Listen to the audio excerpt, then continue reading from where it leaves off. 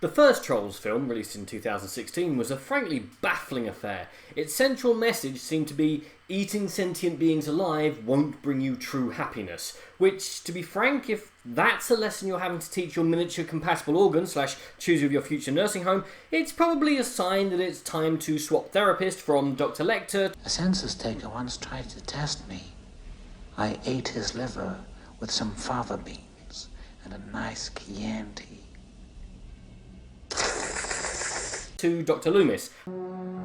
I spent 8 years trying to reach him, and then another 7 trying to keep him locked up because I realized that what was living behind that boy's eyes was purely and simply evil. Hashtag just saying. Its plot, as far as I could work out, was that our heroes wanted to disprove this theory by bringing about eternal happiness via the medium of eating James Corden. Sadly, and in a change for most films, but an important lesson for the miniature humans to learn, they were thwarted in this goal by the villains, who defeated them via the medium of awfully rewritten and mediocrely performed pop songs that most YouTube parody singers would turn their noses up at. But fast forward 4 years and we get the sequel, Trolls World Tour. Not Troll 2, that's a very different and far more enjoyable experience, I assure you. They're eating her! And then they're going to eat me!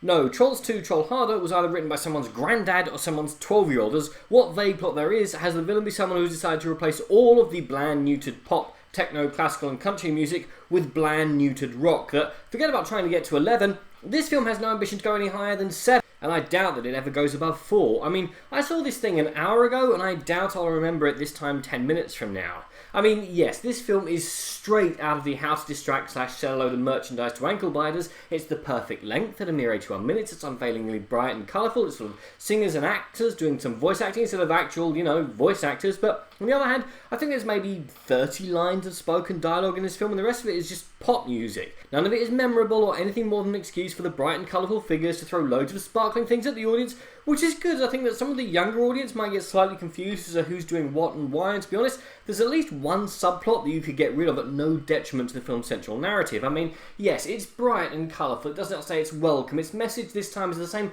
bland one that you've seen in a dozen kids' films over the years, that we're all different and should be embracing that as opposed to forcing everyone to conform. It's a worthy message, but there's just something about this film, other than the fact it looks gorgeous. I mean, this film just looks great.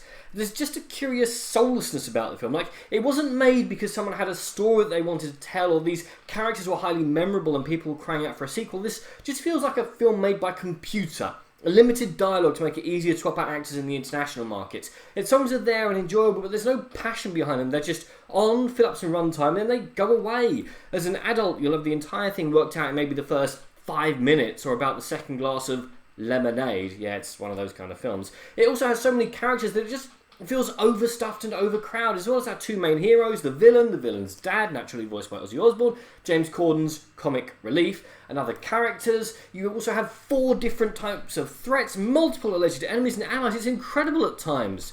Those who are condemned to watch this 857 times, I salute you. Look, this isn't the worst film I've seen this year. Think of it as a brightly coloured distraction to throw on whilst you pop and do some chores in the background, and you'll not be far wrong. But it misses opportunities to get children interested in other types of music. A golden chance to expose children to rock, funk, classical, techno, soul, space, and time infinity stones. For all this film's bleating that pop killed music, it doesn't really lead a good case for the defence. Also, since our main trolls are now best mates with 6-foot monsters with some level of technology, why not just ask them for help? And why are trolls just randomly born out of eggs that come out of the hair of someone, seemingly at random, able to walk, talk and take part in chores? If it's a gag, it's not a terribly funny one, it just adds more characters that the script doesn't want, need or indeed have any use for. You know what? I probably spent more time on this thing than the people that wrote both the script and the song, so if you'll excuse me, I'm off to do something more memorable, like see if any snacks have magically appeared in my fridge. I'll see you next time.